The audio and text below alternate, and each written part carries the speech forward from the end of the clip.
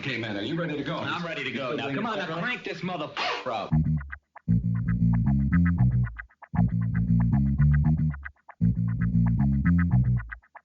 Break it down like this.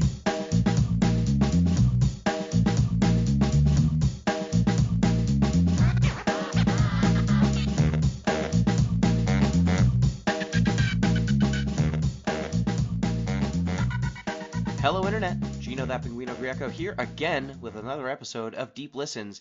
And today it is time to delve deep into our psyches. Time to learn a little bit about ourselves. Time to talk about Shin Megami Tensei Persona 4. And I'm joined, as always, by Pete Busby on this journey. Hello, Pete. Hey. This is a game I played back in the day, back in undergrad. Gino himself lent it to me. It was a good game. I enjoyed it then, did not finish it, and I enjoyed it now. Did not finish it. Probably will not finish it. Yeah. So, this week's fun fact. I'll give you guys a quick trivia question. If you had to guess what the most murderous mammal is, what would you guess? Hippo? No, good guess though. Very territorial. Em, you want to take a stab at it?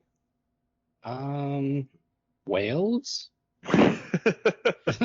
And that other voice is M. Palladino. Hello, M. Hello. Bold choice. I like it.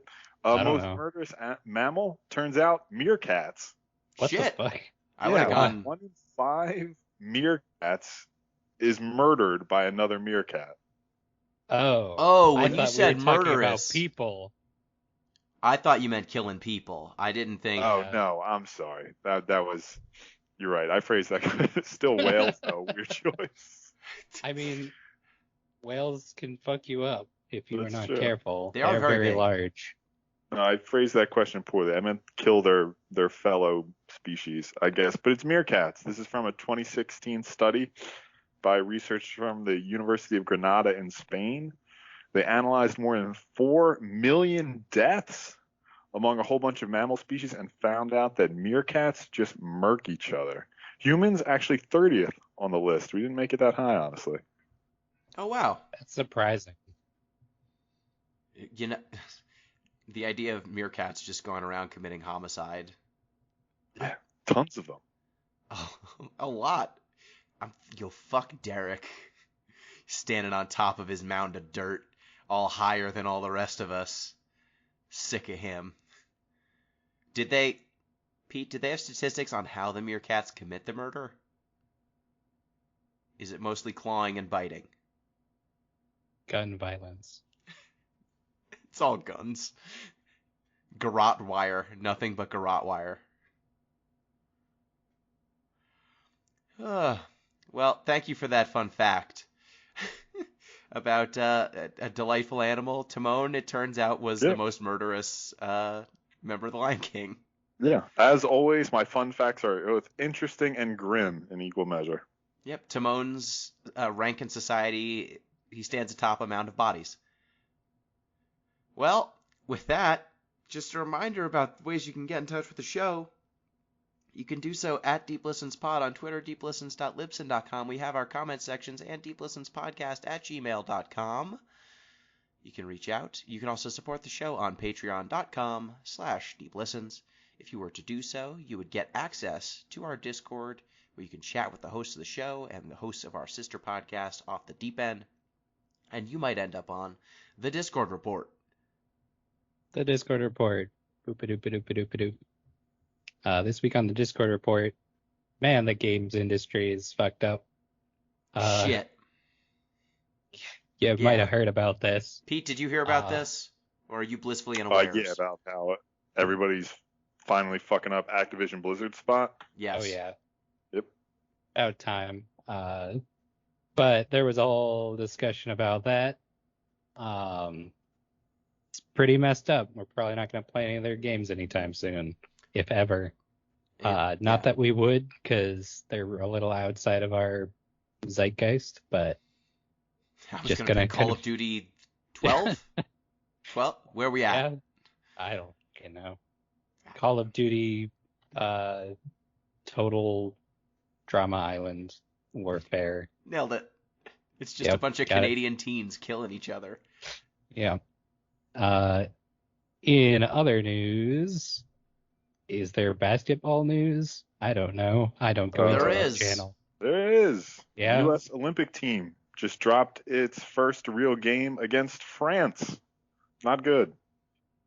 No, so that honestly didn't surprise me that much.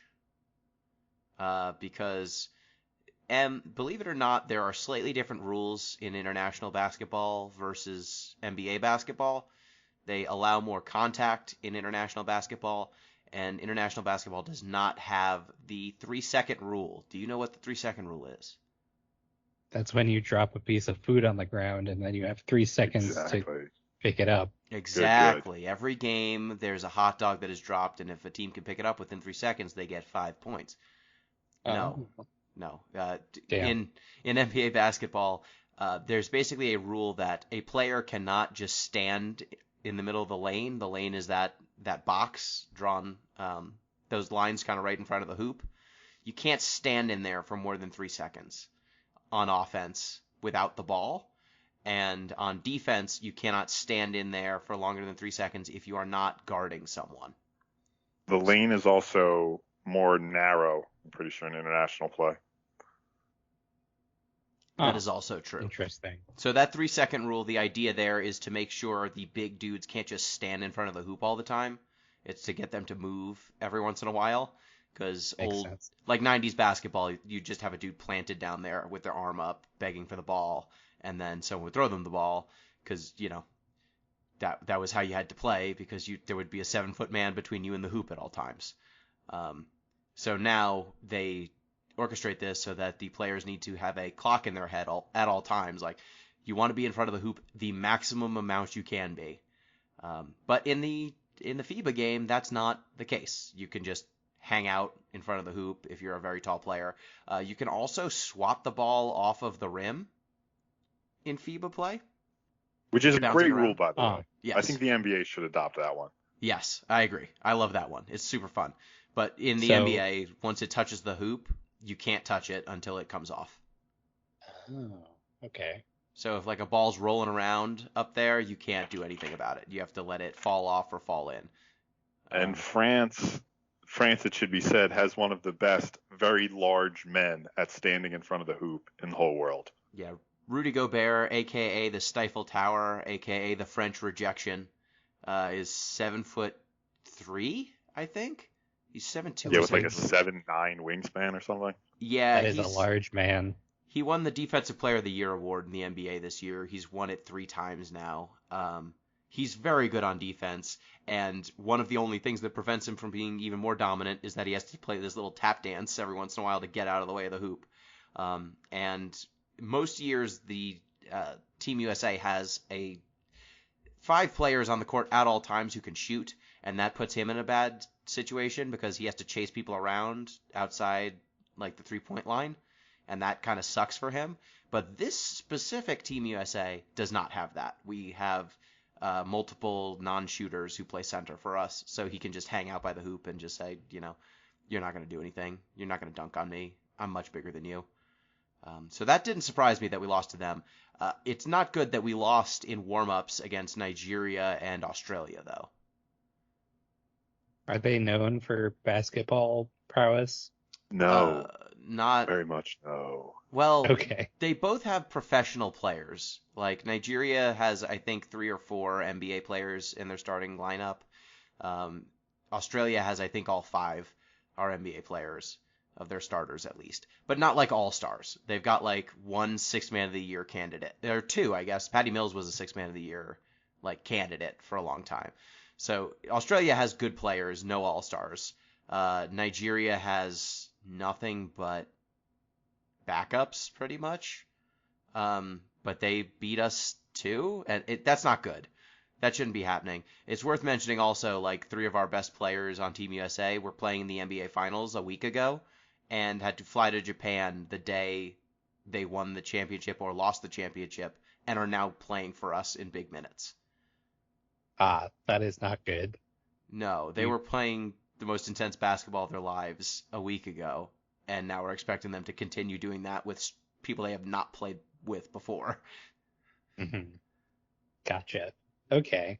So we'll see how that goes. We'll see how that goes. And also the NBA Finals ended, and we'll probably have a basketball podcast coming up. The Milwaukee Bucks defeated the Phoenix Suns. Fuck the Suns. Sorry to all of our Phoenix listeners. Rest in peace. No, I Is he a hope no Suns fan? Phoenicians listen to this podcast. None of them. I can find that out, I guess. Let me check if there are any. Okay, there's at least a few people in Phoenix who listen to the show. Tell them. If you find this displeasurable, we will edit it in post. To answer your question, too, no, ZP is a Sacramento Kings fan. They will never be relevant in the NBA playoffs, I'm pretty sure. It's great. I see. It's very useful to us that they are not. They're not very good. Okay. Also, the Olympics did a whole bunch of video game music, which They did. Is probably to distract from the fact that no one wants the Olympics to be in Japan, and also Japan has a very high COVID rate. So enjoy the Chrono Trigger music for ice skating. Yeah. Enjoy the Final Fantasy victory theme in the opening ceremony and Kingdom Hearts. Yeah. I think they did a routine to Final Fantasy VIII's medley something. Shit. Yeah. Now I need to watch So that. there's that. Curses. One other thing, Soup put in the art channel a Space Jam, the #1 draft PDF, which is allegedly a Michael Jordan penning the original script to Space Jam before it got put through a whole bunch of editing. I don't think this is true, but I have been enjoying it all day. It's a lot more swearing than the actual Space Jam had. A lot more dicks, and yeah, if you can find it online, you should read that. I don't believe it's actually a thing. I think someone's just banking on Space Jam 2 getting them some hits. But This sounds like the it's a fun Barclays- read. This sounds like the Barclays Shut Up and Jam Gaiden of Space Jams. Yeah. You know how in the original Space Jam the Monstars steal like basketball abilities? Yes. Gino, can you name the 5 players? Muggsy Bogues, Patrick Ewing, Sean Bradley, some dude from the Hornets, and Charles Barkley. Yeah. Larry Magic- Johnson. Larry Magic Johnson. Johnson. Not Magic Johnson. No, I would have Well- remembered Magic Johnson. It is Larry Johnson. In this version, they steal from Magic Johnson, Fuck. and they also he realizes that he does not have HIV anymore because they stole it from him. And there was going to be a whole subplot about that. And there are editor's notes on the side here that are like, we are not putting this in the movie. Please stop joking about this. So it's certainly something. You should Have you take a ever- look at it. Have you ever played Barclays Shut Up and Jam Gaiden? We've covered it on the show, but it was before your time. We have talked about it a bunch, and I think I've tried to play it, but then I couldn't find a thing that it would run on, is what I remember, but I will try again. It's a thing. Like, Well, some of it's bad. you know, Probably Yeah. the second most offensive game we've ever played, behind that super racist one ZP recommended. Which one? Jade Empire. Oh, right. Yeah, that's certainly something. Yeah. But Barkley Shut Up and Jam Gaiden, in between the terrible, reprehensible parts, there's the part where you fight the ghost of Shaquille O'Neal. And Mummy Kobe Bryant. That game's That's pretty. fun. It's got some good bits mixed in with the bad bits. All right. Well, the only other thing going on the Discord, the Final Fantasy Trading Card Games 14th Opus has been spoiled, so we've been discussing cards there. So look forward to a review at some point in the Is there a not-too-distant big- future. Is there a big Final Fantasy 14 presence in Yes, the 14th opus? there is. Oh, They nice. have 12 primals have been added. Hell yeah. You got your Ifrit, your Shiva, your Ramu, your Leviathan. Bismarck is there. There's a Mhm. spoiler in Shiva. Because Is there? you can't have Oh, Shiva and another character yeah. in play at the same time. Yeah, that is a spoiler. There's two things that look like giant robots, Susano and some other one. Yep, But yeah, and sounds right. they also have a cycle of backups that seem like trash mobs that would be supporting those primals, which is kind of fun. And they have primal synergy. That's neat. Good King Mog the Third or something is in Yep, there. good King Moogle who Yes, has one good. of the best tracks in the game. Yes, so But we those gotta are all in we there. gotta get to playing 14 We do, sometime. but first we have to watch King's Glaive and play that beat 'em up. Ah, yes. The what was it? Dad of Light podcast also went out, Yes, that is true. and Data Light you Podcast. guys did not like it I for mean, it's just for like a really for generic very J drama. valid reasons.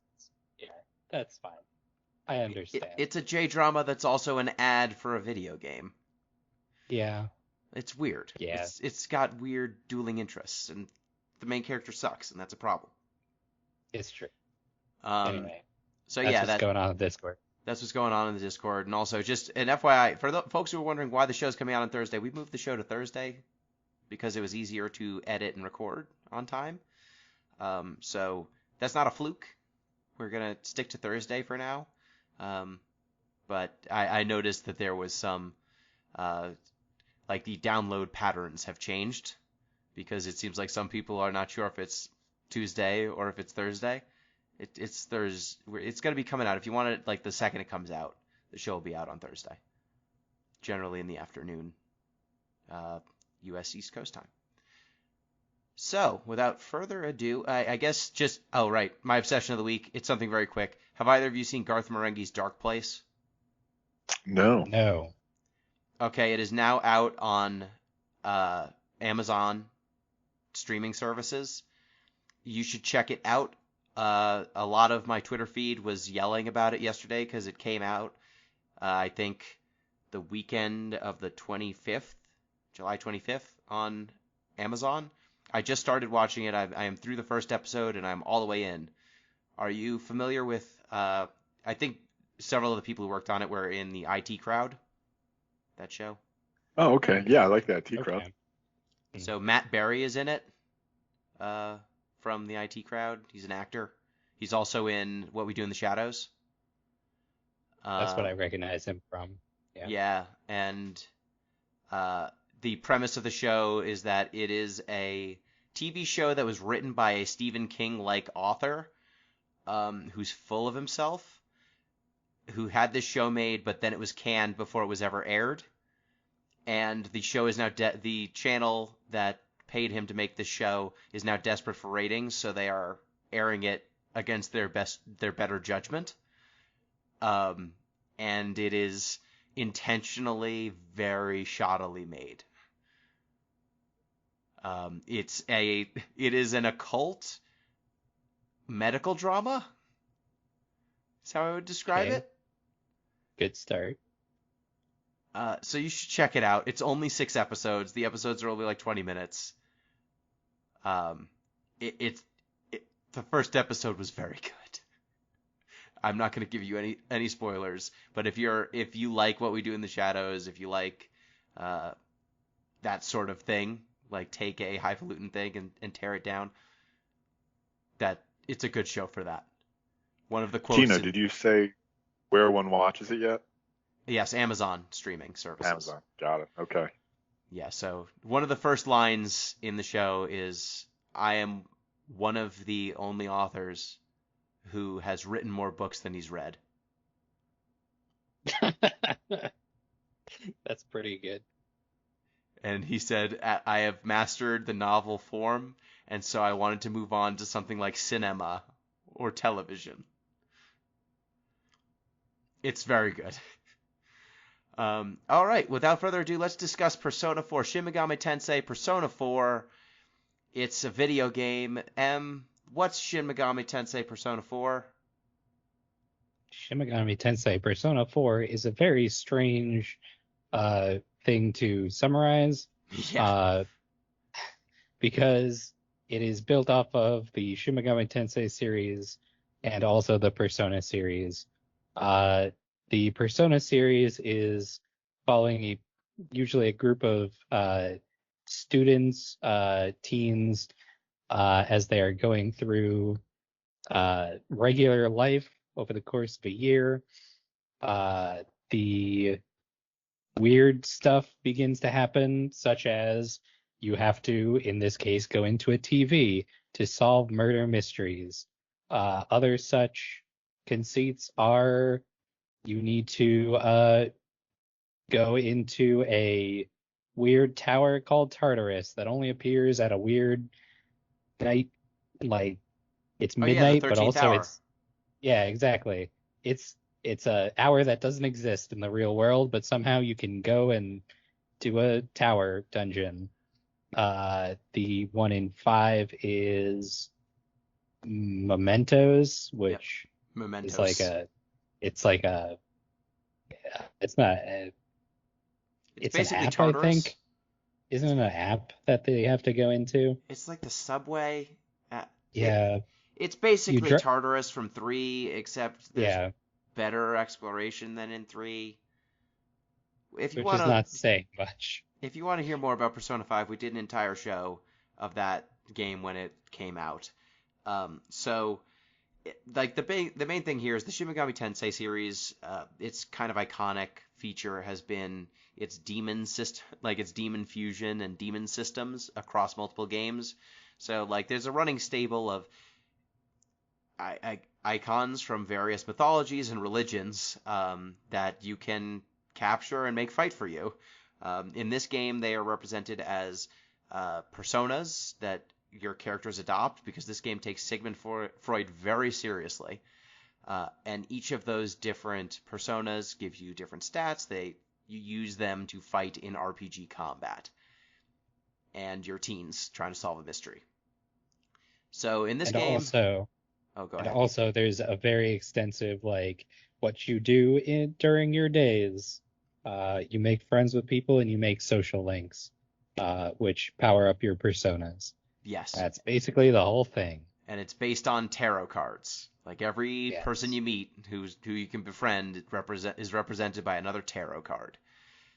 And so it's about juggling your daily school life with solving the large apocalyptic threat to society. So, Shin Megami Tensei Persona 4 follows unnamed protagonist boy who is from the city until his parents go away on a business trip. We don't really know they never really clarify. And so he is forced to move to Inaba, a country town in Japan. I don't believe it is a real town. But you are living with your uncle and his young daughter. And you start going to a local school, making friends, until a murder most foul occurs. A local TV announcer ends up wound up in electrical wires, found dead hanging from electrical wires. A short time later, a local high school student is found dead hanging from an antenna, and you and your friends are pulled into this entire sequence because you find that you have the power to enter the television because you have a persona. So I feel the best way to start talking about Persona, so that we at least are on even footing on what they're going for, is kind of talking about Sigmund Freud and his 3 categories: the id, the ego, and the superego. Pete, do you want to break down that breakdown? Because I feel this game very deliberately employs those. Oh, very much so. This game loves them.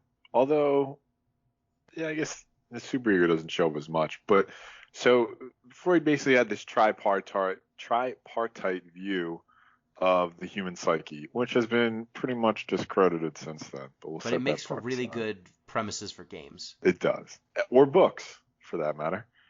So the id is basically your, you can think of it as like basically the things you want, your desires, right? So the id just free reigns to your pleasure center. Whatever you want, it just says gimme, gimme, gimme. It has no self-control.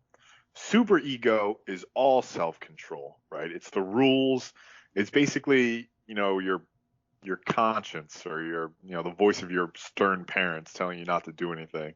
It's the authoritarian hold over your id.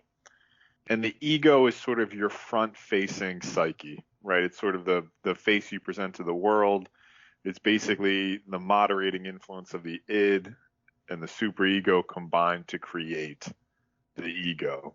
And sort of the superego and id are both operating in your unconscious, which is huge and unruly and really dictates who you are and what you do. And your conscious just sort of skates along on the surface as an ego while everything else roils underneath and makes your decisions for you. So if you take that and combine it with a whole bunch of like incest and weird murder fantasies from our past, you basically get Freud. Yes. So this game kind of employs those concepts very liberally throughout its run. Very early on, the first time you go into the TV world, you stumble in with one of your friends who is Yosuke Hanamura. We'll talk about some of these friends a little bit more in depth, but one of the central moments with Yosuke is every character in this world, when they go into the TV, if they do not have the power to create a persona, which in this case I think is kind of represents the ego. It's the face you present to the world to get through life's hardships is, I think, what they call your personas in this game. So I think it's very deliberately representing the ego.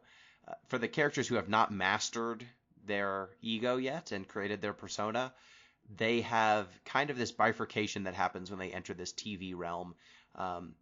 They continue to exist as they are, but a shadow, which kind of represents their id, is created. This shadow will look like them, talk like them, but express feelings that they suppress. And not necessarily express them, let's say, with nuance. They will express disquieting things that these characters are thinking, or at least things that disquiet the character themselves, and kind of run rampant. And so one of the key moments of all of these kind of character moments is the character encounters their shadow, sees something they don't like about themselves, rejects that shadow. The shadow goes wild. It becomes a boss fight. You beat the boss, and then the character realizes, oh, that shadow is me. It's a part of me. I just need to accept this. And then once they accept it, it transforms into their persona, which is how they fight in JRPG turn-based combat. So yeah, this kind of all flows through it. The shadows, I think, generally represent id. Your personas generally represent ego, and superego, like you said, Pete, doesn't really seem to show up as much. No, it's really sort of a dialectical approach. So the dialectic is all about how sort of contradictions emerge in the cracks of things, and then you have to deal with and incorporate these contradictions. Thesis, antithesis come together to create synthesis. That's sort of how we're working here. You have the thesis of your front-facing real-world persona. You have the antithesis of these things you're hiding, sort of deep id relations you need to deal with, and they come together to create this new synthesis, your new self, your new persona. Yes.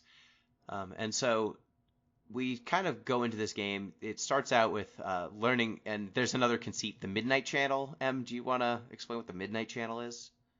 So in Inaba, there's a legend where if you watch the Midnight Channel, like you turn off your TV and you stare at it when it's raining At at midnight.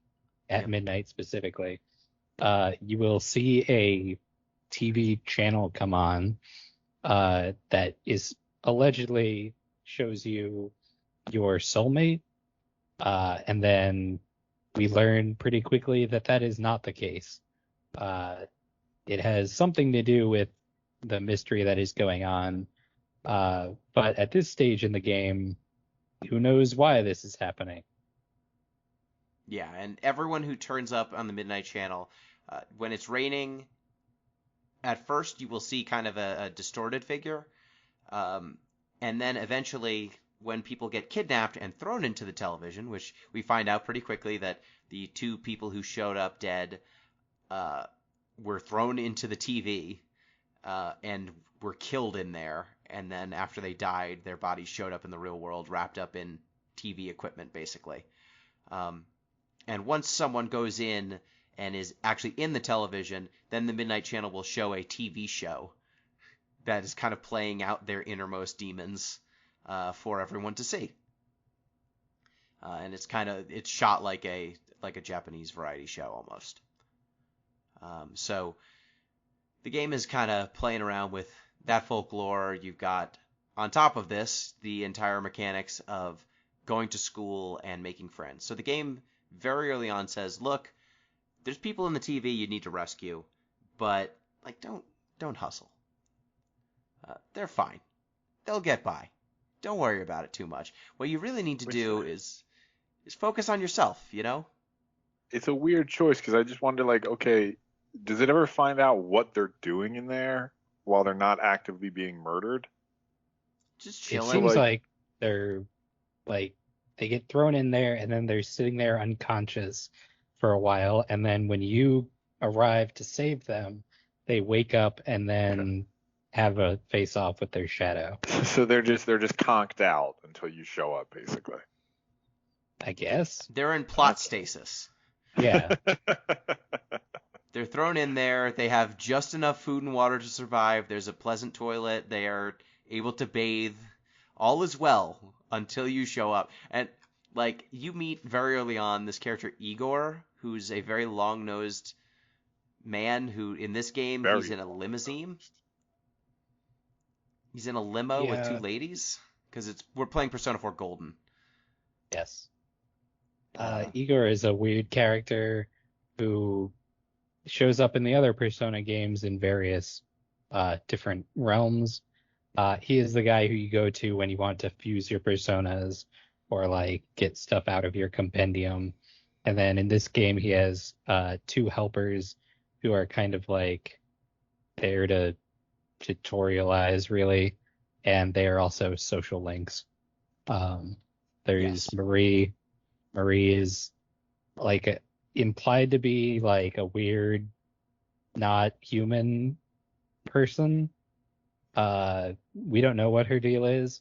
And then the other is Margaret, and she is just like, no nonsense, show me some weird fusions. And then that'll increase your social link with her. Show me your weird personas. That's what I like. Yeah. Yep. Yeah, and Marie and Margaret, in the original game, it was just Margaret. Marie was added in Golden. But Igor is the chocobo of Persona. He's in all of them. What? He's like the Cid. Okay. That was a very strange analogy to make for a second there. He shows up in all the games. So it's the same Igor, though, in every single game. So it's not like there's a different Cid. And man, what if there was always an Igor, but every Igor was different? That'd be weird. But yeah, I mean, we don't know if it's a different Igor or the same Igor. It's like BioShock. There's always an Igor. There's always a Velvet Room. There's always a murder. Yep. So yeah, he's kind of your vessel to getting Persona fusions, which is how you upgrade your character stats and your method of combat. But he tells you very early on, like, look, you got to rescue these people, but like, they'll be fine. What you need to do is study for your exams and make friends, because friendships lead to intimacy, and intimacy leads to strength, I think is. Yeah, it seems like that's what Igor's getting at. Although, like, you can be friends with some weird ass people. Like, you can talk to basically anybody. Like your uncle's assistant at the precinct, like, you can become best friends with if you want to. Yep, Adachi, who is just your uncle's assistant and nothing more. There's a fox that hangs out at the local shrine that you can befriend. You can befriend some other students. You can befriend a mom who's dealing with hard times. She's a stepmom and she hates her stepson, and you can talk her through that. There's a nurse who's very interested in meeting you. And the reason why you want to focus on these social links and not just save people immediately is because in this game, social links will give you bonus experience when you fuse personas, which is kind of how you, like I said, get your combat stats up, get more powerful attacks.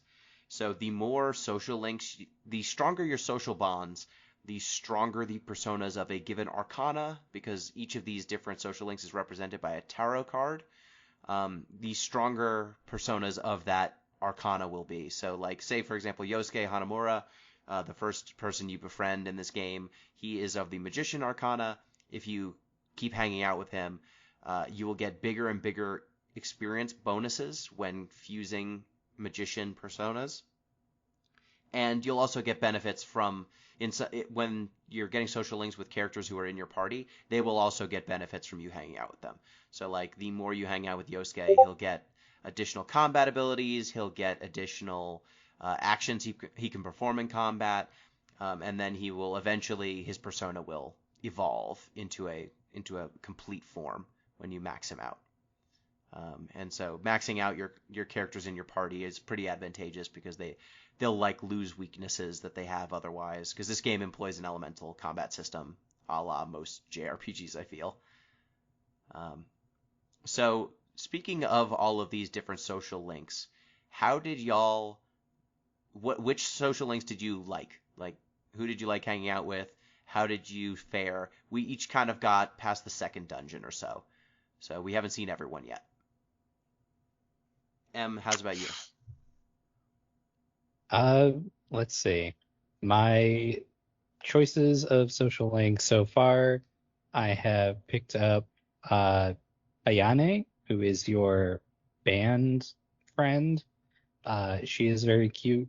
You can choose between her or the drama club. Mm-hmm. I usually pick the drama club because the girl in there is little You I can don't say know. it. She doesn't look like a child. Yeah, she looks older, but I was like, Ayane looks cute. I'm gonna hang out with her this time around. And she is adorable. She just wants to do good in band, but she's very bad at it. And you're helping her through that. So I'm only about like 4, I think, with her out of 10. So there's also who you meet through the basketball or soccer guys. God, she's the worst. Yeah, she's something. I have only just started her route, which you need high courage to do. And she makes you cut class and then go with her like shopping and Yep. stuff. Who else is there? I've You did the I basketball club, right? Yeah, I did the basketball club with Cow? Co. Co. Yes. You still meet Daisuke. They're like friends, and depending on who you go with, I think it's different, but I'm not Yes, sure. that's correct. Yeah. And who else? That's pretty much the big ones that I've been doing. A lot of these are locked behind, like I can't do the nurse yet because I need higher. One of my stats needs to be a little bit higher. And then I've just started doing the route with the mom, the stepmom. Mm-hmm. So yeah. And then you could also do the fox, which you help out a bunch of other people with their problems. So that's slow going just because I don't know what this fucking fox wants from me. Yeah, the most fox of you the time. advance via side quests instead Yeah. of like talking to the fox, which is probably Yep. fine. It's all right. The fox does show up like when you meet up with your friends at the food court, which is interesting. They're like, why is this fox here?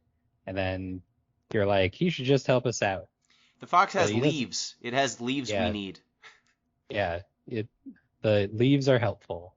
I have not bought any from him, but I guess they're useful. Yeah, so the fox is the Uh, most.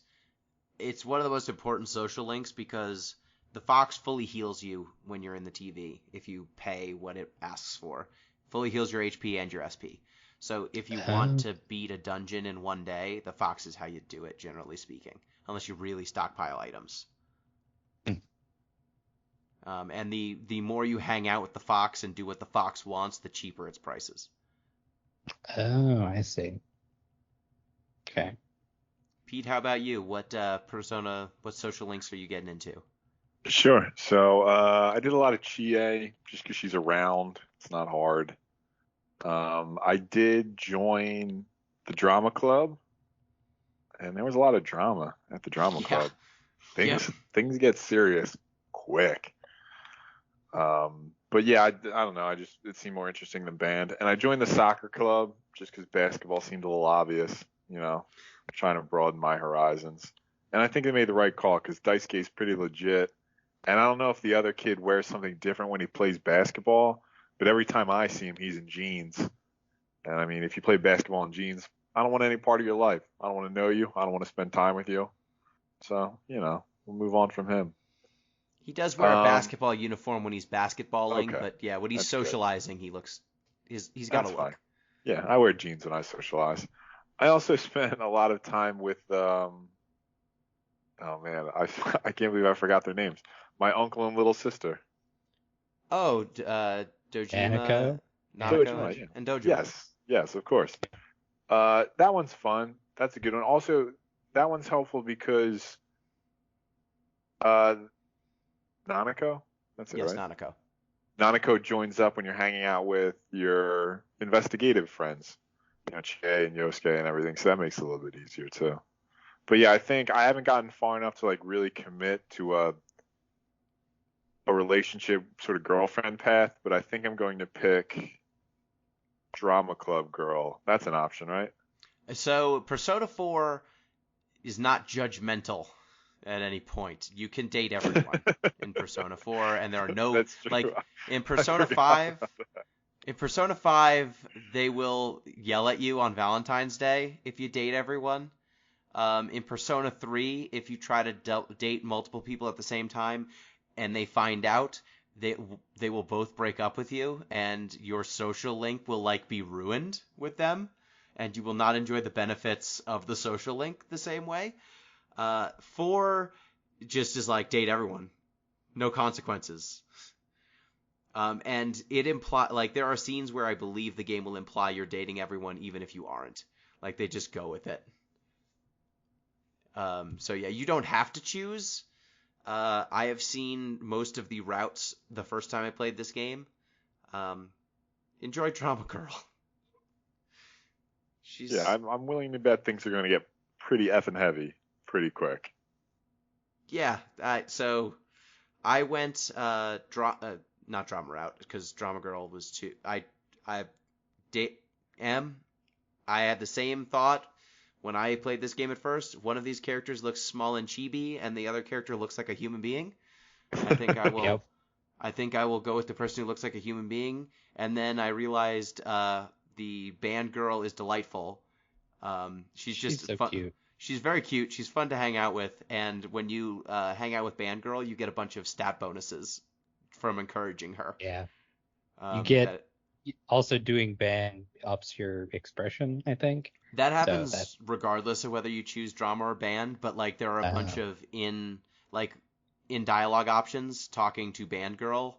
If you like prop her up, you will get additional bonus stats just from doing that, which makes it easier to min-max your character. And then I did soccer because I've done the basketball route every other time, and I figured I'd check out the soccer route. The line in the basketball route, though, where you have to clean the balls, it's just the best. Ko loves polishing balls.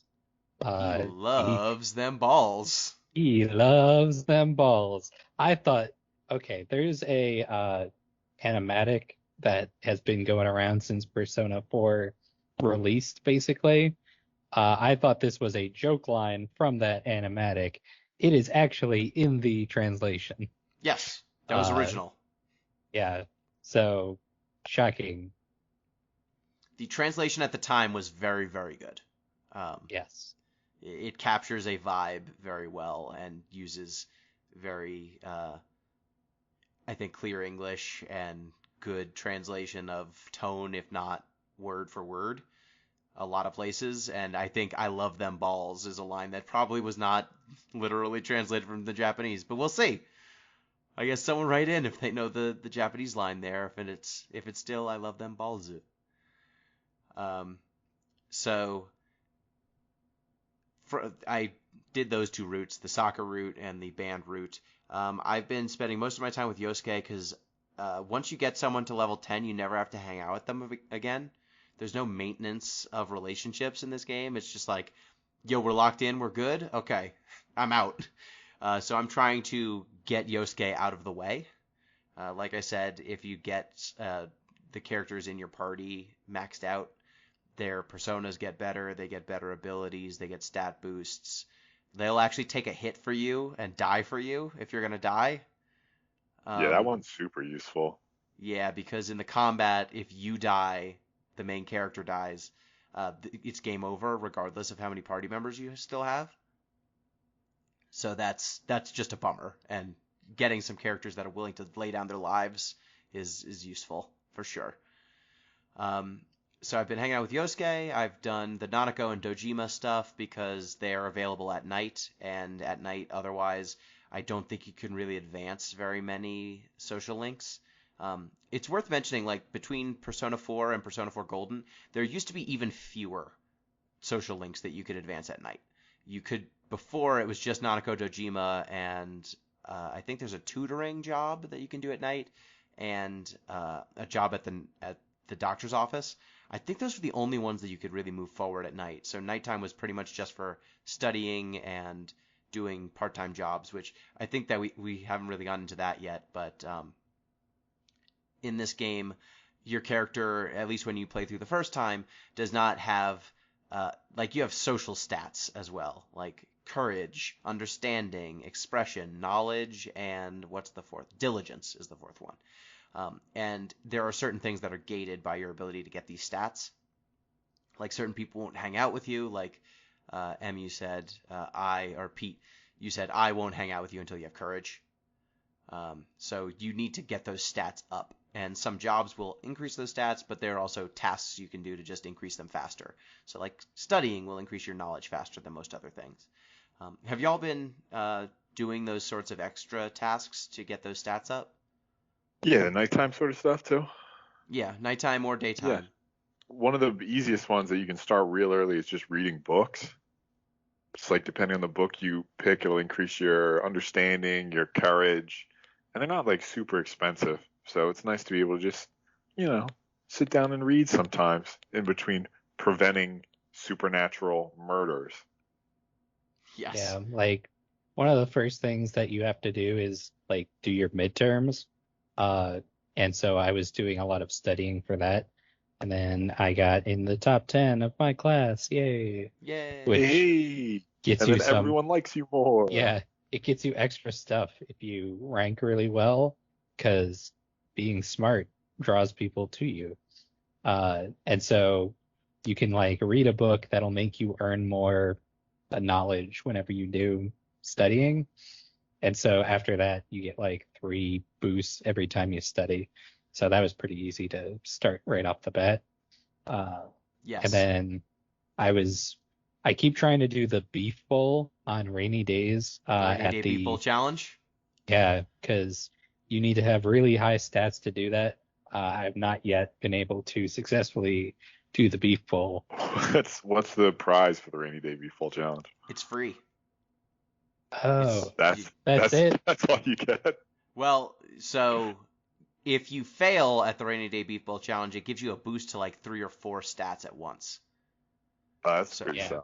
So you're paying for the stat boost. Once you have all the stats necessary to complete it, so once you've maxed out everything, then you can do it, and it'll just be like, damn, you did it.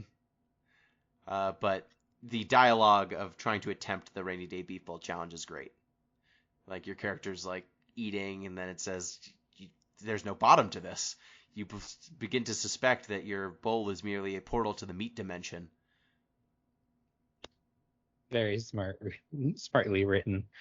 Yeah, so I have not maxed out yet, so I cannot finish the beef bowl, but it's a good way to boost your stats really quickly. Yes. There's a bunch of stats. Like when rain happens, there's a lot of things that change about what you're able to do. There are a lot of social links that are not possible when it's raining. When it's raining, if you go into the TV and accomplish tasks. So one of the conceits is that after it rains for several days, there's a fog in the real world, and when that fog occurs in the real world, in the TV world, stuff gets violent. So if anyone is in the TV when the fog lifts in the TV world and the fog sets in the real world, they will be killed. So after several days of rain, you will basically get a game over if you've not rescued whoever is in the TV by the end of that time period. And also, when it's raining in the real world, the TV world's enemies are, I believe, slightly more difficult, and they drop more items. So there are reasons to go in when it's raining. There's also tasks, like there's a bunch of social links that are impossible to do when it's raining, but that also means that they've opened up some tasks that are only possible when it's raining. So like the Rainy Day Beef Bowl Challenge. If you study in the library when it's raining, you get extra pips for studying. If you go to in front of the store, the Shiroku store, which is kind of your item shop, there is a set of like, what would you even call them?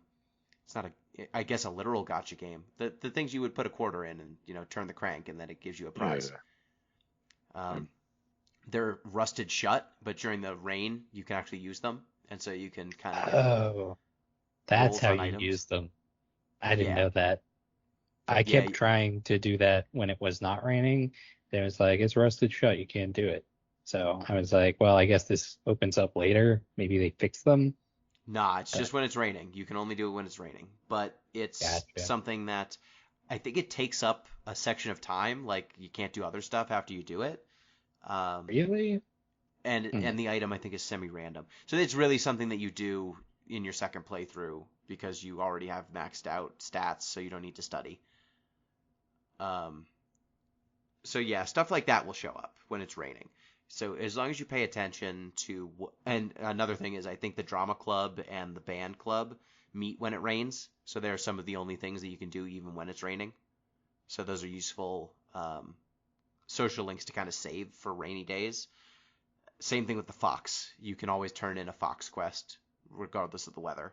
So it's a good way to use up a rainy day.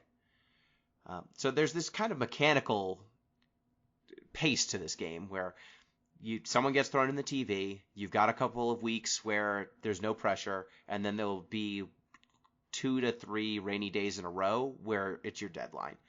And the game really incentivizes you to hang out with your friends and do other stuff during the sections where it's not raining, and then cram all of the combat into that 1 or 2 day window when it's raining. How did y'all feel that? Were you doing that sort of pattern? And how did you feel about it if you did? Pete?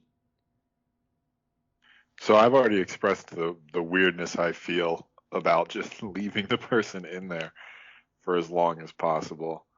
But I generally sort of split it.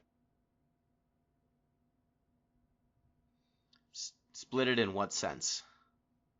In early and just sort of like do like a trial run, basically. To like get where I needed to go, like, okay, I know where I'm headed. I'd come back out, do a whole bunch of like friend, work, study, that kind of stuff, and then go back in later and finish things up during the rain. So like I probably wasted a day here or there on like dungeon exploration, but I just didn't want anybody to die, man. That's fair. Did you min-max or did you try to just throw in combat when you felt like it? So here's my secret. In the Steam version of this game, there are difficulty settings that you can customize at any time. And I decided I have already played the game legit. This time I'm going to actually enjoy myself. For shame. So I turned all of the things to their maximum, so I did not have to stress any of the fighting. So I played on very easy mode, and then I went in and I did all the dungeons so far in one day, immediately once the person was in the dungeon. And then I had so much time for other things. And that made it so I did not feel the dungeon was a slog, which is one of the things that we were talking about a lot in the Discord when we were discussing this game. And that's what I was going to bring up as soon as you finish. Yes. If you try to do this in one go, usually there's like you will hit a wall and then your characters will just be tired and hate themselves. But if you're playing on very easy mode, you can basically do the thing in like an hour, 2 hours maybe, and not have to worry about like having too much stuff. I think usually the like your magic power is what really decides if you can keep going. Yes. Because like the elemental system is too much of a important part to ignore. Like you need to be matching like types, weaknesses and such. Otherwise it's gonna be like a slog. So yeah, get a lot of the SP granting tomatoes from like the store, or you can grow them in Buy your sodas. garden after a certain point. Oh yeah, you can also get the sodas, and those restore like 10. But that's enough to keep you going. Once you know all of the types, you just blast them. They die pretty quick. So like the combat in this game, it's a very basic elemental system. Like if you cast a weakness, if you cast a spell and it matches an enemy's weakness, they will be knocked down, which will give you one extra turn. You can then use that turn to, if there are other enemies that need knocking down, like you can then try to knock them down. When all of them have been knocked down, you can do an all-out attack, which is a super attack. It hits all your enemies for a decent chunk of damage. And then you kind of rotate through your 4-character party, performing these sorts of things. You match your attack to the weakness. You try to keep your HP up. You try to keep your SP up. And that's how you go. And most of these enemies will have things they are weak against, things they are strong against. Sometimes it will reflect certain elements. Sometimes they will absorb certain elements. And you're basically playing trial and error on every enemy to see, okay, what are you weak against? And then once you find out the weakness, that's all you ever do to it. And that's it. That's the gameplay, but it's for fucking 10 hours or something if you don't know what you're doing. You know, it'll be like long dungeon crawls if you're playing on normal. And if you don't have a guide to just tell you what the weaknesses are and what the strengths are. So, and I cannot stress enough, like, it's important that you do that stuff. If you just swing into these things without knowing or without paying attention to the weaknesses, the game will just kill you. Like, there are a bunch of enemies that will have one-hit kills. Some enemies will be, like, they'll nullify physical damage. So if you just try to rush and, you know, attack basically, like, with basic attacks, you'll just get killed by a lot of enemies. So the game really expects you to spend a lot of time sussing out these enemies, figuring out their weaknesses. And then if at any time you die, at least in Golden, it lets you restart at the beginning of the floor. In the original game, you were just dead, and you went back to your last save. So this is at least a little bit more forgiving, but it's pretty common in this game to run into an enemy that just, you know, casts a one-hit kill spell at your main character, and now it's a game over. Can't relate. Can't relate to it? No, haven't seen it. Doesn't exist. You're probably lying. I'm probably lying. There's no downside to playing on very easy mode, I just want to say. That's true. I'm not paid enough to slog through this on normal or higher. So I wanted to see it again because I played it on normal when it first came out. So I wanted to experience that again just to see. And I would say, yeah, like, it's not engaging enough. You can get the fun part is where you are fusing your personas and their stats are very high and you're like, wow, I just found the Abzu inside of me. Because the main character's tarot card is the Joker, so he has multiple personas. Like his whole thing is he's zero, he is infinite. So you can change between personas, and so you unlock crazy monsters that fight for you, and that's kind of fun.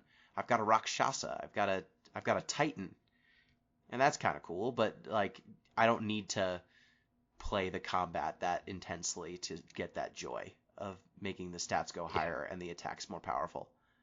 I don't think anyone is going into Persona like, oh man, I'm really excited to do some basic RPG combat.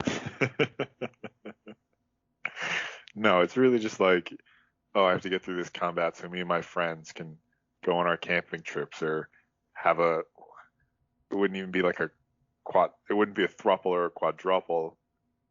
What's the maximum couple you can have? Well, I think after a certain point, it's just a polycule. True. I think at a certain point, it's just a pile at that point. But yeah, the like none of the people you're dating know about each other either. So it's not even a throuple or something. No one's consenting. Your character's just an asshole. Which is weird because they all hang out together. They like, super do. It's not a very big group. It's not a very big town.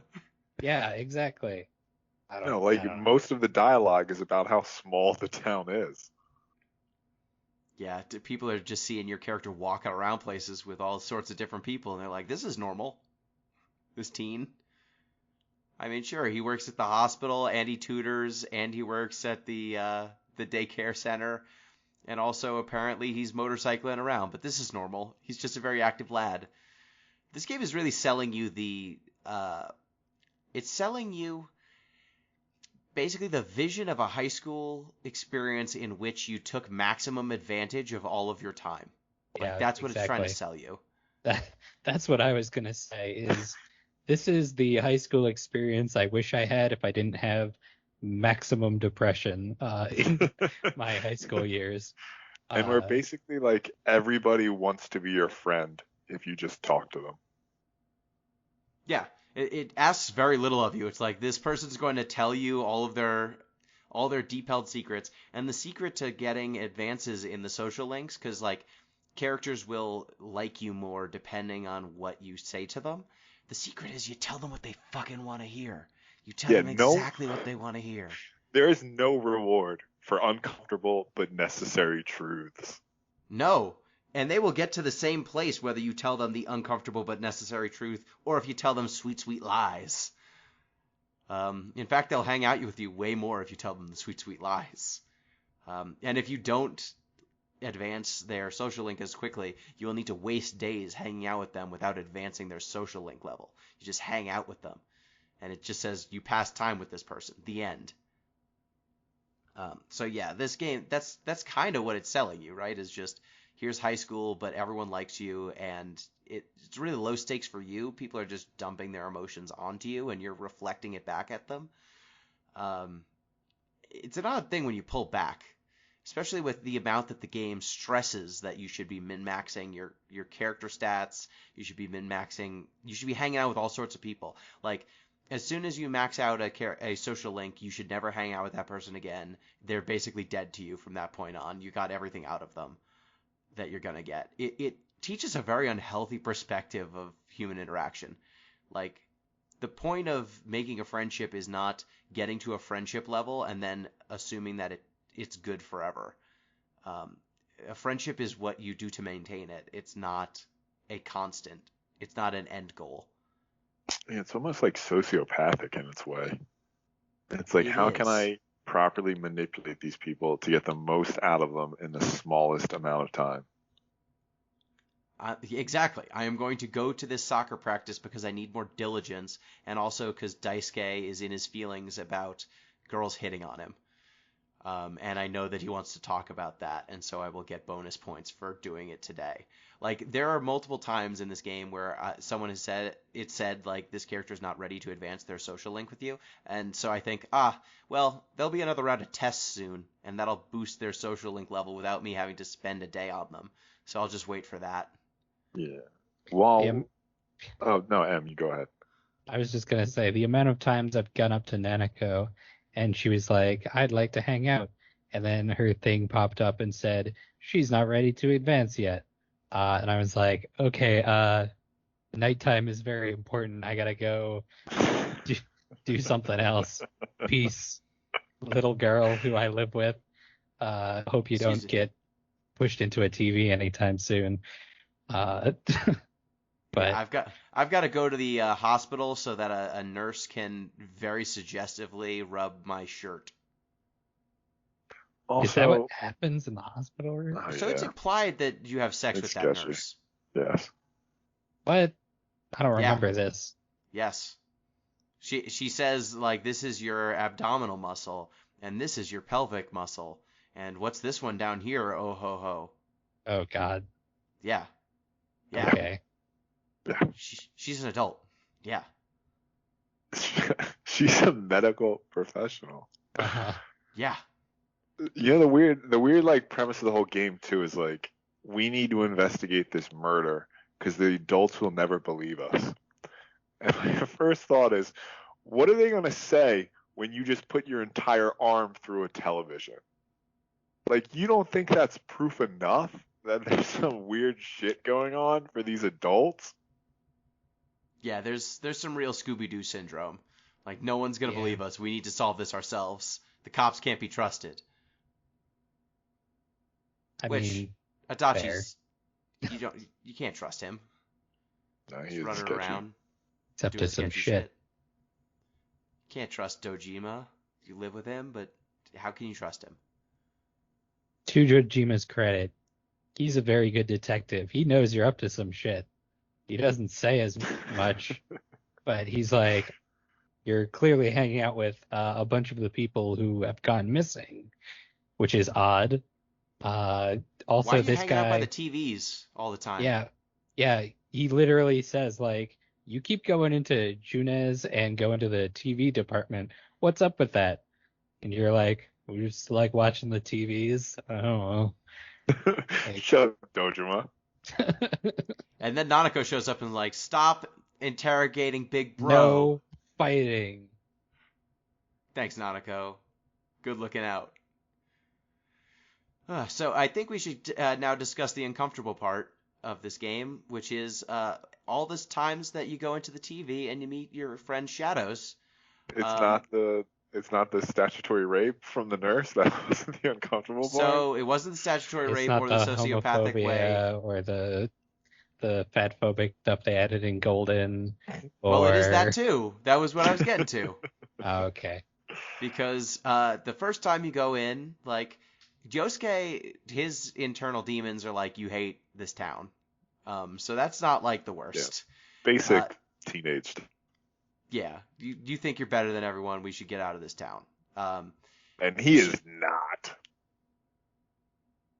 Yeah, he sucks. Yosuke sucks. It's a shame that he's your best friend in this game because he's terrible.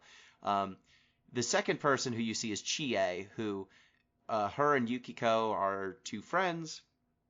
Chie is kind of the tomboyish, sporty martial arts one. And Yukiko is the prim and proper, like her family owns an inn, and so she has to wear a kimono and she has to be very nice to people. And so Chie's shadow says, like, I dominate Yukiko. She knows that she can't go anywhere without me. She's nothing without me. And her shadow, all the shadows basically have designs that are supposed to kind of, when you're fighting them at least, they elaborate on what this character's whole deal is, kind of in a visual way. So Chie's shadow is a dominatrix sitting atop a pile of children, It's of actually a school very kids. cool design, honestly. It is. She's sitting atop a bunch of school kids who are creating basically a throne. So her whole thing is that she's a dominatrix. She's taking over her friend's time, and not allowing her friend to live her life sans Chie. Yukiko, on the other hand, is a princess, and she gets a cutscene where she puts her hands in her crotch and then shows her boobs to the camera and says she's going to score a hot stud. Mm-hmm. And her whole thing is she wants a prince to come rescue her because she hates the town she lives in, and she hates the inn that she's forced to work at. And so she says, my prince could be Chie. It could be Yosuke. Anyone could be my prince. I just want to get out of here. But it's all phrased in a very sexualized way at first. It's presented, obviously, front-facing as a romantic, I'm looking to find a prince, score a hot stud. And then once we get further and further into Yukiko's dungeon, it becomes clearer that this is more about escaping the town and responsibilities. But this game always starts that way with basically everyone from Yukiko on, that there is some sexuality or gender-based front, and then the further in you go, the more it's like, actually, this isn't about the thing that we clearly were presenting at first. It's actually about problem X instead. So with Yukiko, her final shadow is a bird in a cage with a prince that once you beat him, he doesn't show up anymore. And so, the metaphor is very clear. Peter M., would either of you like to break down what goes on with Kanji, the local delinquent? Oh, God. Do you want to tackle this one? Sure.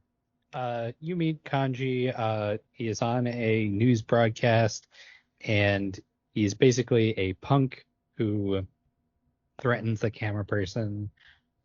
He is presented as a tough guy, and then when his chapter starts, his shadow is going into a hot, a sauna, which in Japan, that's a thing that they do. But it's very much implied he's going in there to find a big, strong man who will, I guess, ravish him. There's no other way to put it. Yeah, he has the Kanji shadow has a stereotypical, it's supposed to be a gay voice. Yeah. He's wearing nothing but a bathrobe. He's got flushed cheeks. It is as anime gay stereotype as it can be, at least until Persona 5 when they did that shit again. Yeah.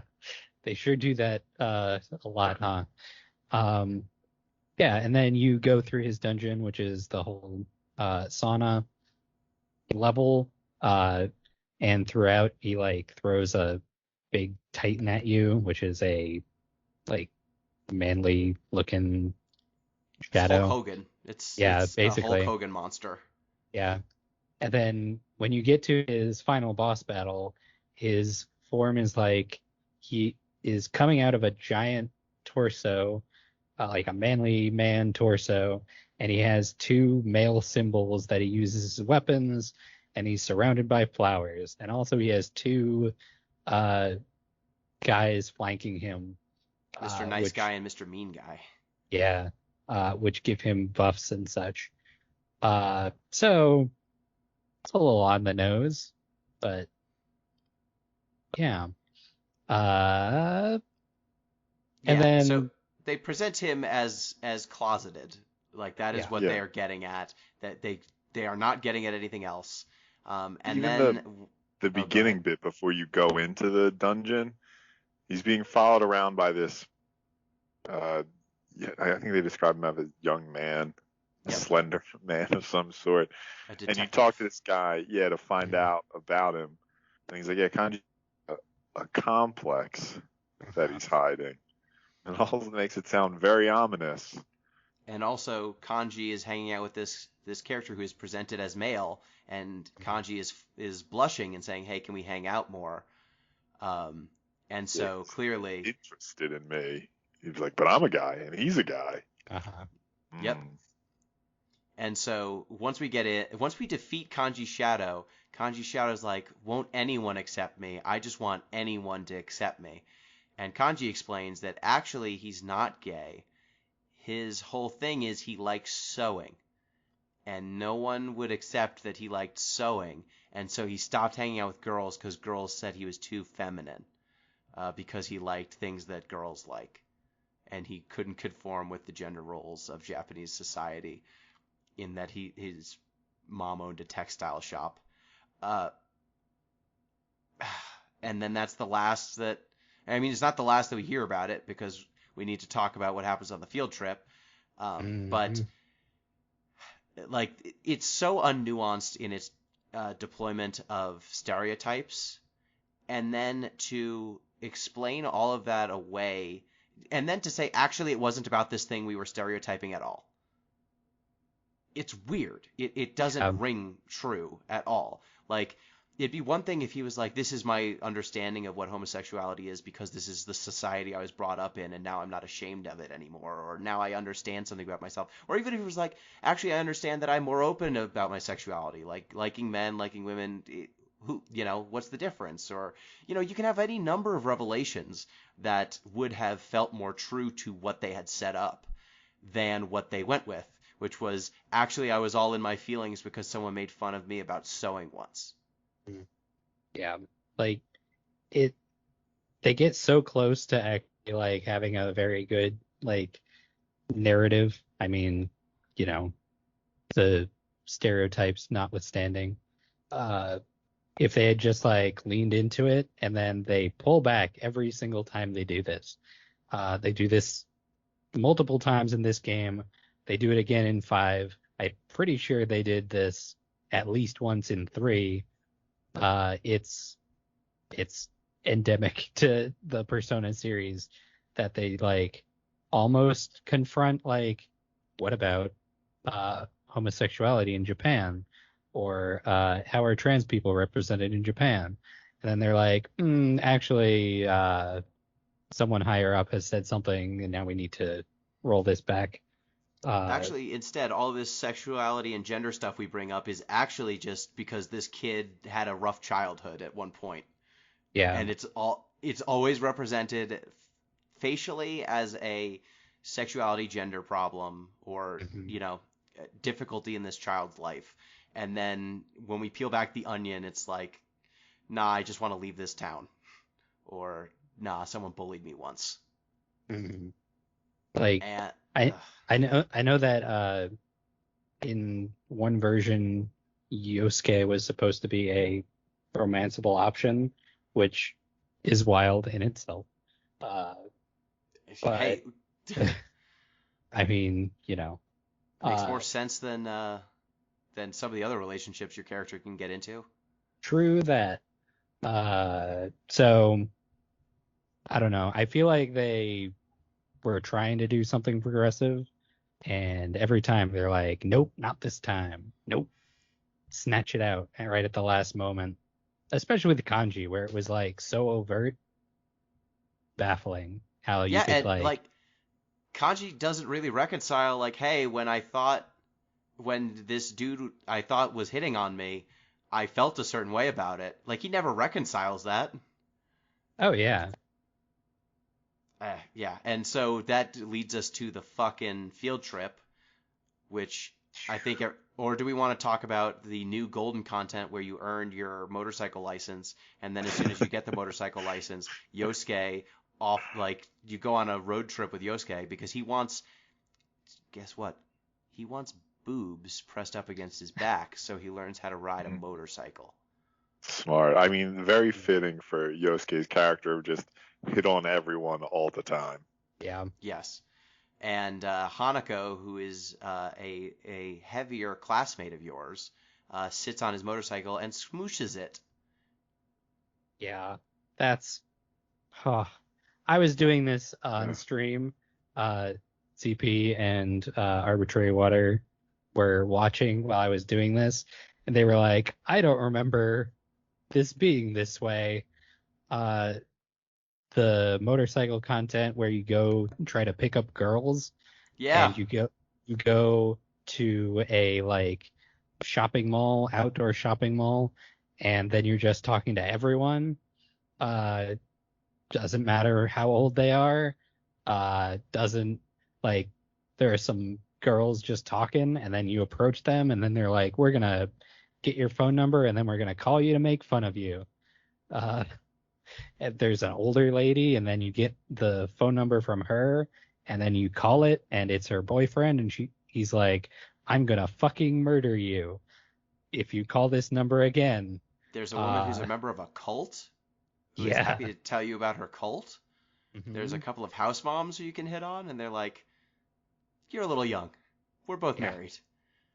And you're like, "Age is only a number, baby." Have I told you about this nurse I know?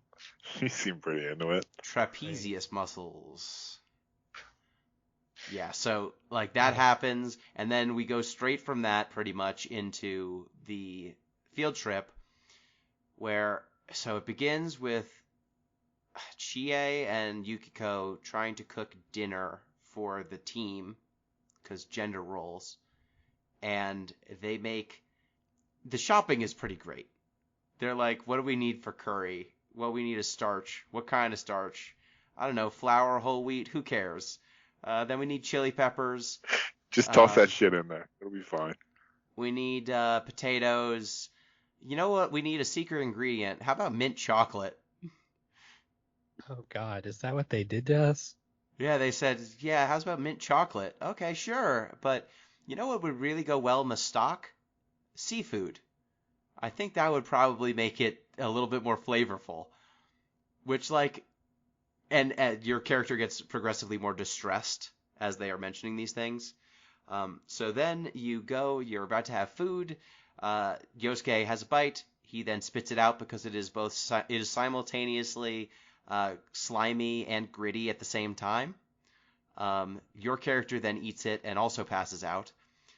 Then there's a laugh where Hanako, the heavier girl in your class, has made a mound of curry which she will not share with anyone because she's on a diet. And Haha, so funny. yep. Hilarious. Then we go to nighttime where Kanji is in the tent with Yosuke and main character because his tent, I think there was a problem with his tent. I think the other kids were scared of him because he's a punk.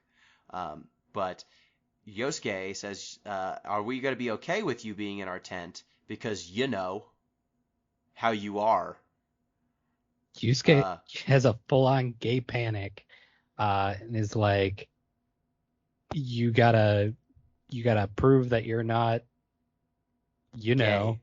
Gay. Prove you're not gay right here. And so he goes running off.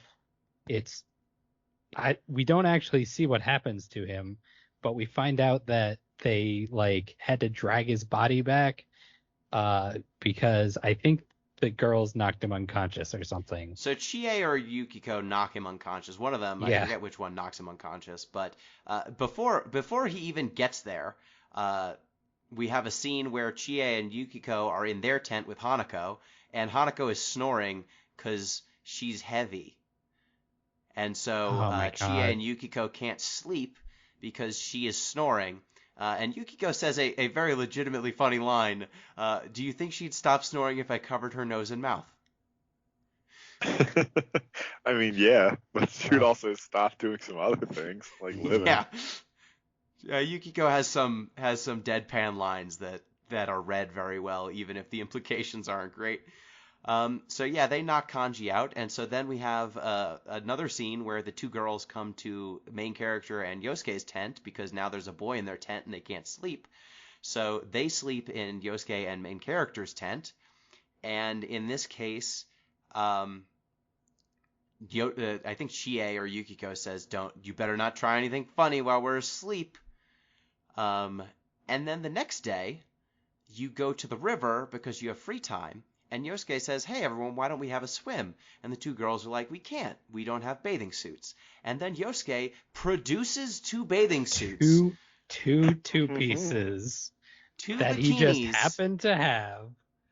From Juness's latest line. Store. I just estimated your cup sizes, but I'm pretty sure I'm right.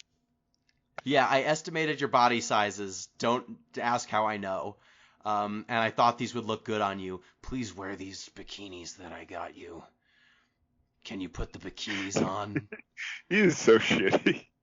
He's the worst. And Chie, as soon as he produces it, she says, I actually don't wanna. And he's like, well, you said if only we had a bathing suit. And then Yukiko's like, I don't wanna. And he's like, well, we did do a good job of eating the food you almost poisoned us with. He guilts both of them into putting on bikinis for his pleasure.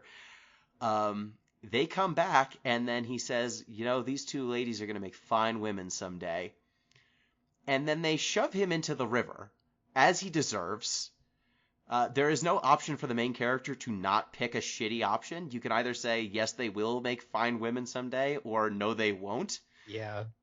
Which, okay. Like, when I was on stream with this, I was sitting there for like probably a minute or two, just like, none of these options are good. All of these are so shitty.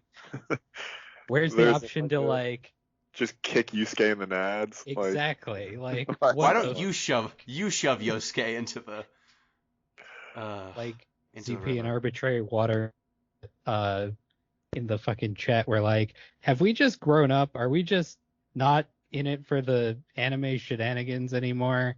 I'm like, God, I fucking hope so. Because this feels so gross now. I don't know how it felt in 2008 when this game came out, but doesn't hold up. It felt like, when I first played this felt like it was true to anime form. This felt like an anime one-off episode that they condensed into this cutscene. Now, that doesn't make it good. It felt like it was a, B-grade anime plot. I have seen this plot before. There are a bunch of plots that occur in this game that are plots I have seen a bunch of times when I was growing up watching, Toonami and such. There's going to be a sauna, a bathhouse scene. Like, all of those scenes show up in these games repeatedly. And they are just pandering to the expected plot beats in a lot of cases. I'm honestly surprised Yosuke didn't constantly get nosebleeds.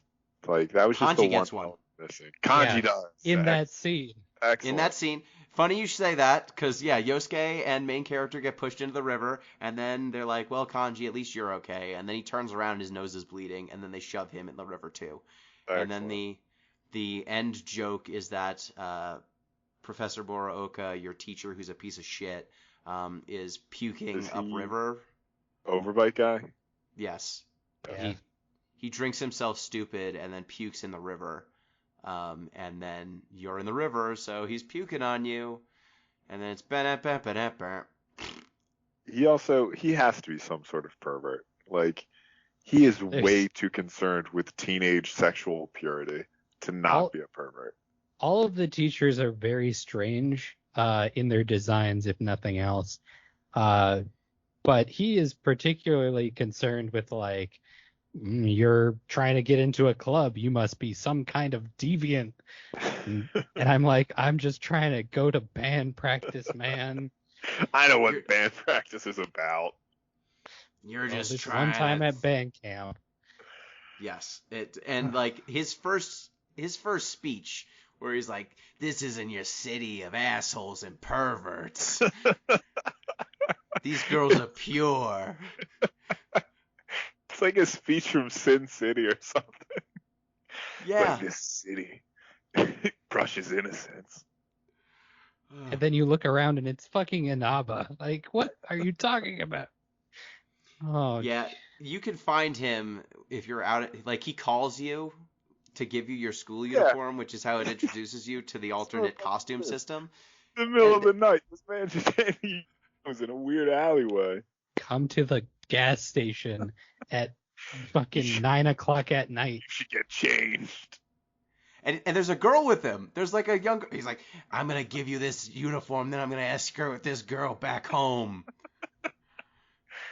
So he was very weird. A reprehensible character in the whole game. Even he is. You come back and Ojima is like, why were you out? And you're like, my teacher wanted to give me this. And he was like, why? And I'm like, I don't fucking know, dude. Dude, the game you're a told cop. me to do it. Do something about this, Dojima. Investigate this man. He told me the first time I saw him that I came from a city of perverts and assholes, and I can't touch these country girls. Help! Dojima never solves the problem. Never solves shit. He's trying very hard, but it doesn't seem like he's doing much. He's No, very mostly tired all the drinking. time. Yeah. He's drinking and he's tired. He's got an unsolved case that you learn about that's real rough for him. You feel for Dojima and Nanako, but man, arrest someone. So that's where we ended. And I think we have to answer the big question. How much more of this do we want to play, if anything? We do Because have a very big mystery of what is going on that we haven't determined. That's true. We also haven't assembled the main cast yet. We still have There's at least 2 more characters to unlock. a whole so the stripper next- subplot, if I recall Yeah. correctly. We need to get Rise, who's the next character, and then we need to get Naoto, the detective, and then we will have a full party. So the next 2 And dungeons. Teddy. Well, Teddy also in a different respect. You get Teddy from the Rise dungeon, so it's not a separate dungeon or Yeah. anything. So like the next 2 dungeons would give us the full party, assuming that Golden doesn't add a party member, which I don't think it does. So we can assemble the full party, but it's at least like another 2 more dungeons after that before you actually know what's going on in the main plot. And I don't think that we need to. This game's 80 hours. I think we've established that it doesn't hold up in some respects. Some of the elements are now a slog that when we had infinite time was not a slog. So I am open, both of you, to whatever we judge. If we want to do 1 more episode, if we want to do no more episodes, if we want to finish this game, I am open. How do y'all feel? I could be swayed for 1 more. I don't think I would go further than that. Yeah, how do you feel? I can feel my interest starting to wane on this one. I don't know if we're gonna have much new stuff to say if we go for more than 1 more episode. I mean, there's definitely gonna be more shitty things to talk about, but do we need to delve into all that to say we gave it our best shot? I'm not sure. It's probably just a rehash of more like, this is very weird things they're saying about sexuality right now. Yusuke sure is shitty. They should probably stop putting these subplots in there if they're gonna back off of them at the last moment. Looks at Naoto. Yeah. Yeah. Yeah, so we can get through Naoto at least. And then, I mean, I can definitely summarize what the main plot is, what it's getting at. I think the main villain and the plot that they're going for here is better than Persona 5's plot, but not by much. Because, these games always have to be like, here's the main plot, here's the main villain, and then wait, there's an evil god behind the main villain, and they're the real main villain. Like, 5 does the same shit. I think 3 does the same shit. So, like, every one of these games has 1 or 2 too many dungeons because of that very reason. But yeah, okay, so we'll get through Rise and Naoto's dungeons. Write in if you have a very strong predilection on us finishing this or not finishing it. We will definitely listen to feedback, though. We make no promises. You can get in touch with the show at DeepListensPod on Twitter, deeplistens.libsyn.com. We have our comment sections and deeplistenspodcast@gmail.com. You can also support the show on patreon.com/deeplistens, and you can inform us in the Discord if you were to do that. But yeah, this show, we always play games that we are enjoying or at least interested by, and if we run out the string on a game before, if there is more game than there is interest, we reserve the right to cut a game short. So yeah, we'll at least do 1 more. It sounds like we're in agreement there. And then Pete, I believe it's your turn to pick again. Yeah, I guess. So next 2 weeks, I'll be ready. All right, cool. So thank you, Pete. Yeah. We at least got a lot of laughs out of it so far. Yeah, I mean, it's a very enjoyable game in between the parts where you're like, ugh, that didn't stick. They didn't stick that landing. Thank you, M. Thank you.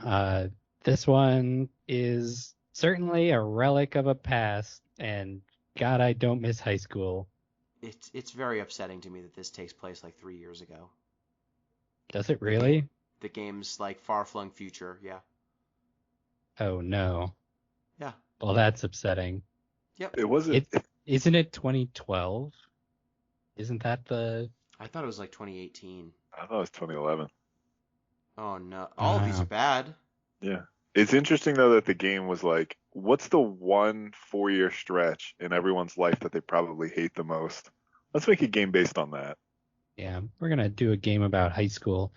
I do think that it's the only way they could get all these people to interact with each other, because I don't interact with anyone now that I'm not in school anymore. The nerd, the cheerleader, the jock. Exactly. Look at all these archetypes we can bring in. Some more Jungian shit. In this That's game, not I guess the archetypes. it would be the asshole, the tomboy, the innkeeper's daughter, the punk, the idol, the young detective. Those the well-known archetypes. high school archetypes. The anthropomorphic bear. all the classics. Oh, we didn't even talk about Teddy, really. I guess we'll talk about Teddy more next time, but his bear puns are great. We'll need content for the next round. He's unbearable. Thank you, everyone. Till next time. Peace.